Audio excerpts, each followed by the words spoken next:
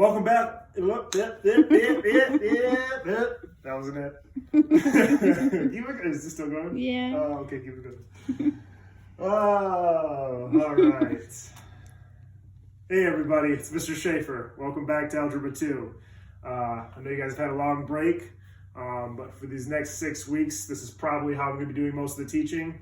I might try to do some stuff on the iPad and see if I can screen record it, but right now I currently don't have power in the house, so this is what we get.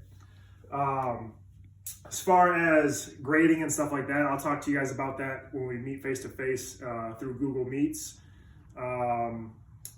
Assignments are going to be posted after the videos on Google Class, okay? And you're going to do those on your own and upload those to my Google Class to get credit for them. At any point while I'm teaching or when you're watching the video, go ahead and pause it so you can kind of copy some of the stuff down. It's the nice thing about this is we can kind of go at our own rate. So other than that, we are going to be focusing on probability for this next unit, and it's going to be going very quickly. All right, I've already posted some probability stuff on the computer for the last like 2 months. I'm going to take you guys through that, but at a pretty good pace because I want to move on to the next unit after that. Okay, so today we're going to start with basic probability, and let's take a look. So basic probability is defined as a desired outcome divided by the number of possible outcomes. Okay, we usually write this as a percent. All right, so the desired outcome, that's going to go on top of the fraction. On the bottom of the fraction, we will have our number of possible outcomes. Okay, we'll be using examples that have to do with die, playing cards, and a deck of cards. So for this example, we're going to use a 6-sided die. Those of you that don't know what that is, I'd be shocked, but there it is right there, 6-sided die. And the first example is we want to know the probability of rolling a 6.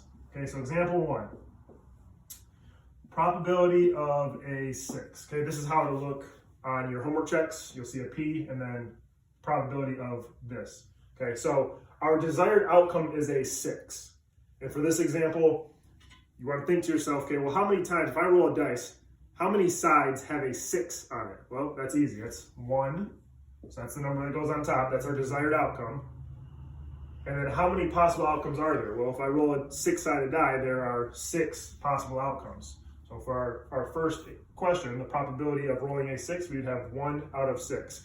Now we said we usually write this as a percentage. So on a calculator, you would do 1 divided by 6. I think you get something like 0.166, all right? For this, let's always round to the nearest hundredth. So this would be 0.17, which is roughly 17%. So the probability of rolling a 6 is 17%. I have a 17% chance to get a 6. That actually goes for all the numbers, right? Because there's 1 through 6. Let's check out another example here. We're out of room already. This example, we're going to do the probability of rolling an 8. I want you to think about that for a second. Might be a little trick question here. A die only goes up to 6, so my probability of rolling an 8 would have to be 0 out of 6, which is just 0%. All right, little trick question there. Let's do one more basic probability example. This one's going to be, I'm going to have to erase this. Go ahead and pause it. All right, so our last example is going to be the probability of rolling a 2 or an odd number. Okay, so this key word here, or. So you got to think about it. Probability of rolling a 2 or an odd number. We're going to talk more about this later in the video, this or word here. But for right now, it just means you're going to add the probability of both of these together. Okay, so how I want you to think through this is, first think of what's the probability of rolling a 2? Okay, well that would be 1 out of 6. Okay, or, whenever we see or, we use a plus symbol or addition symbol. The probability of rolling an odd number. Okay, an odd number would be 1, 3, 5. So there are 3 out of 6 possibilities. So if we add those two together, that equals 4/6, which is about 67%. You go ahead and round up there. Okay, so my final answer for the probability of rolling a 2 or an odd number would be 67%. Okay, next we're going to take a look at some Venn diagrams and how we use probability with Venn diagrams. Okay, so here we have a Venn diagram. You guys have hopefully seen these before. I don't think we've seen them this year in Algebra 2, but maybe in previous math classes, maybe in middle school a little bit. For this example, I'm just going to kind of help you guys understand how to read a Venn diagram and pull from it the information you need. We might try one example at the end of this, similar to one you might see on your homework check. Okay, so first off, you'll be given like a paragraph of information. I kind of bullet pointed some of it up here. For this, we have 60 kids in total. All right, the S stands for kids that play sports. The D stands for kids that are in drama. And so let's go ahead, let's fill in some information first about our Venn diagram, and then we'll try to answer one question at the end. Okay, so right now from looking at this, how many students play sports, just play sports? Well, that would be 23, because those are the ones that are just in the sports side of the Venn diagram. So from this, we have 23 kids that just play sports. Okay, how many are in drama? Look at the drama side, 17 are in drama. Now this one says how many are in both. That would be right here in the middle, 6. And the last one says how many are in neither. That would be the outside, not in sports, not in drama at all. There would be 14. Okay, if you add those up, those should add up to 60. Yep, those add up to 60. Now, from here you might be asked a question like, what is the probability of a student who is in both? Sports and drama. Okay, well, our outcome would be 6, because 6 of them are in both. I'm going to do this over here on the side. This might be an example you'll see on the homework check. So 6 over how many possible outcomes do we have? Well, how many total students do we have in this case? 60. So 6 out of 60, which equals 10%. All right, and that's pretty much everything you need to know how to do with a Venn diagram. You just need to figure out what number are they asking me, and what is that number out of? Usually it'll be out of the total number of kids that are in the Venn diagram. All right, so the last example of this basic probability stuff is going to be geometric probability. Geometric probability is basically finding probability, but with some shapes thrown in there. Okay, so up here we have kind of what we're going to be looking for, and still going to be written as a percentage. All right, top part of the fraction is going to be the area of what we want divided by the area of the whole entire shape, okay, or the whole picture that we're looking at. And again, write it as a percentage. So here's our example, all right? In your homework check, I think it talks about throwing darts. I'm going to kind of use a similar one here. If I were to throw a dart, I want to know the probability of that dart landing in the triangular region here of this shape. Okay, so I'm throwing a dart at random. I want to find out the probability that it's going to land inside this little part right here. Okay, so we want to first find the area of what you want. So I want this triangle. Now, you're going to get tons of different shapes here. For this one, we have a triangle and then a rectangle. You might have other shapes that you have to find the area of those. You could just look them up, area of a triangle, area of a circle, area of a cylinder, whatever shapes you use, you can look up those formulas. For this one, area of a triangle is 1/2 the base times the height. So 5 times, take half of 16, that's 8. So 5 times 8 is 40. Do it in red. So my area of this triangle is 40.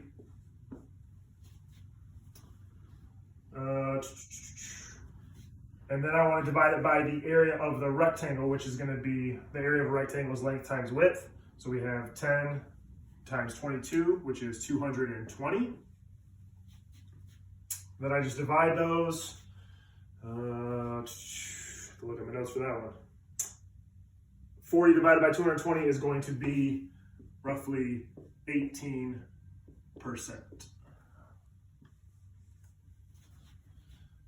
So if I throw a dart, I have an 18% chance of it hitting this triangle.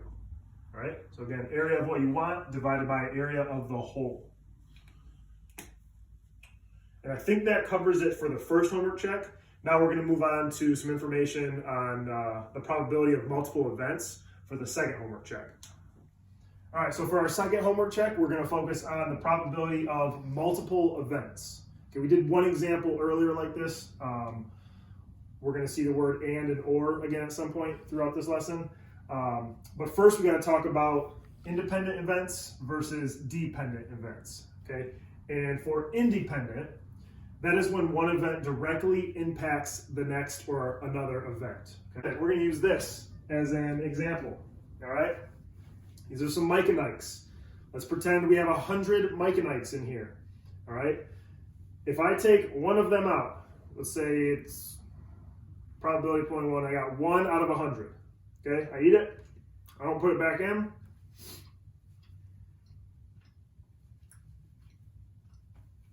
Hold on, it might take a while.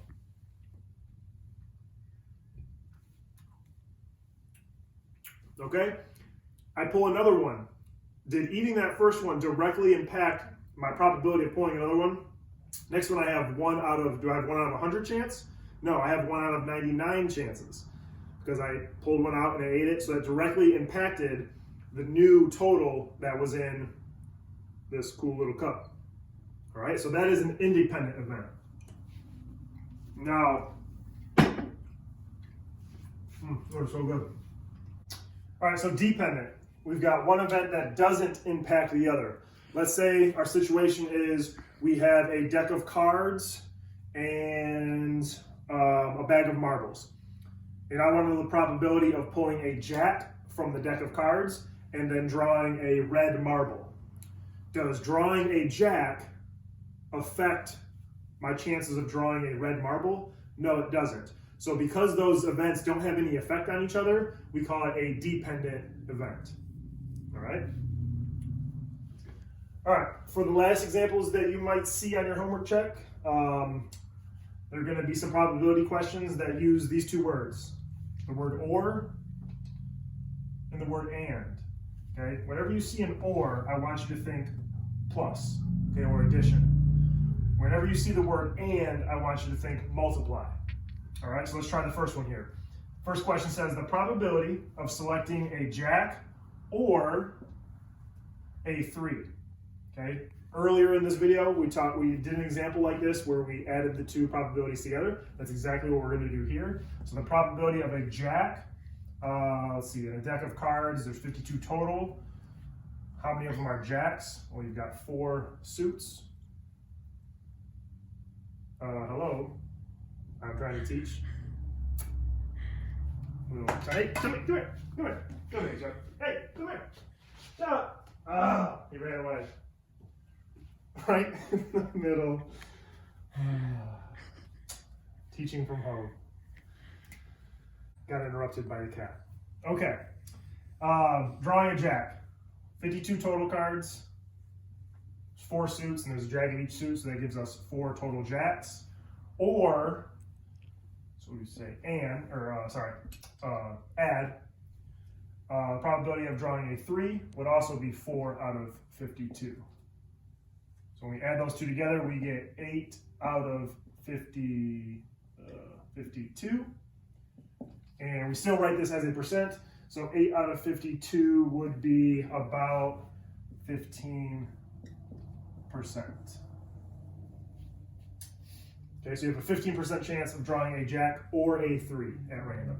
All right, number 2, probability of selecting a king or a heart.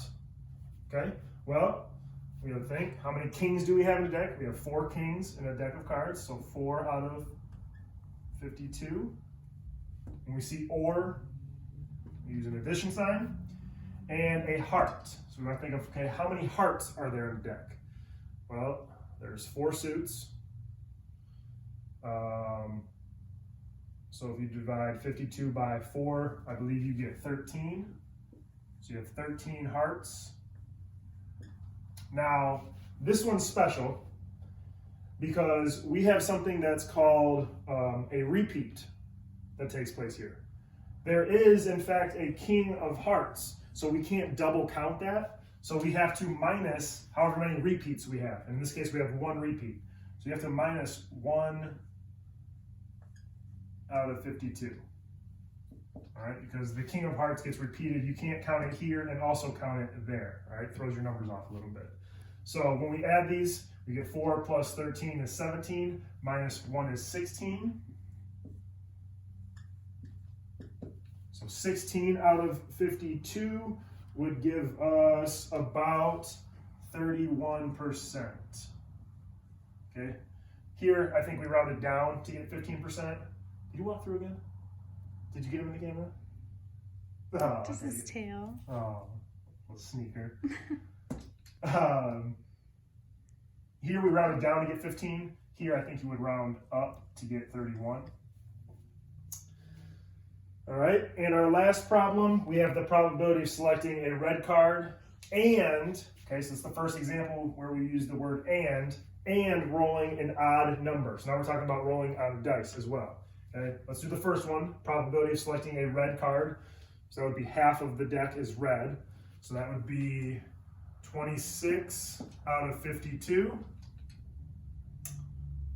And means multiply. So we're going to multiply that by the probability of rolling an odd number. Okay, on a dice, an odd number would be 3 out of 6.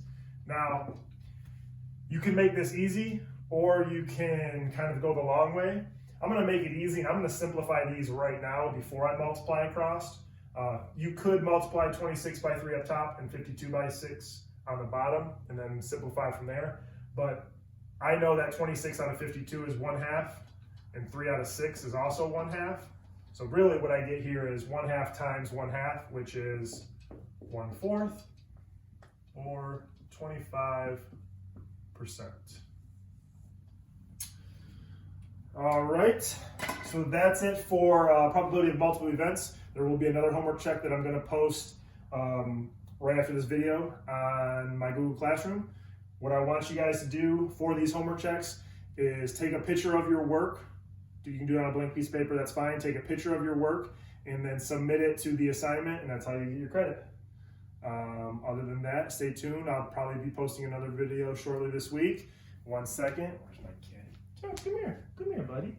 Come here. Oh, let's say hi to the camera. Oh, he's getting hair everywhere. Here's my little kitty. Say goodbye.